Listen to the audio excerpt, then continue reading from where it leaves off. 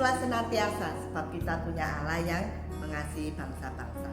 Sebenarnya mulai dari kitab Kejadian sampai Wahyu, Allah sudah menunjukkan kasih-Nya kepada bangsa-bangsa, di mana bangsa Israel dipakai menjadi tangan Allah untuk menyelamatkan dan mengasihi kita semua. Contohnya Nabi Yunus dipakai Allah untuk menyelamatkan kota Niniwe, dan puncaknya Tuhan Yesus melalui Matius pasal 28 ayat 19 yang mengatakan bahwa untuk menjadikan semua bangsa muridnya, dan pesan itu digenapi atau dilaksanakan di dalam Kisah Rasul pasal 10 tentang renungan kita hari ini, yaitu Allah mengasihi bangsa-bangsa. Diceritakan Cornelius adalah seorang perwira pasukan Italia, pangkatnya centurion.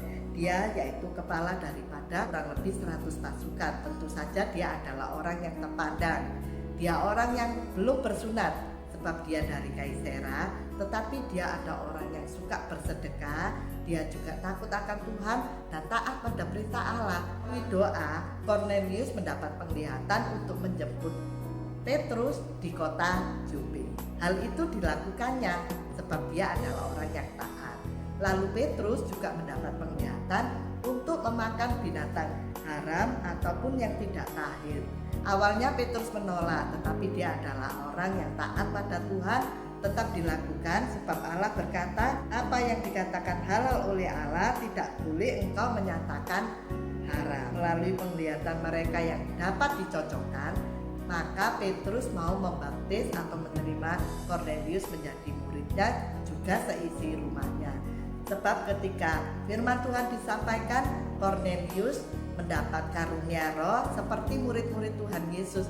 Hal inilah yang membuat Petrus tidak ragu-ragu menerima Cornelius dan seisi rumahnya. Melalui cerita ini kita dapat merenungkan 4 hal, yaitu 1. Doa menjadi kewajiban bagi orang percaya untuk selalu berdisiplin doa, sebab melalui doa kita dapat mengerti kehendak Tuhan. Dan yang kedua yaitu penglihatan. Tetapi Bapak Ibu jangan mudah percaya, terutama di tahun 2023 ini ada orang yang klaim-klaim mendapat penglihatan.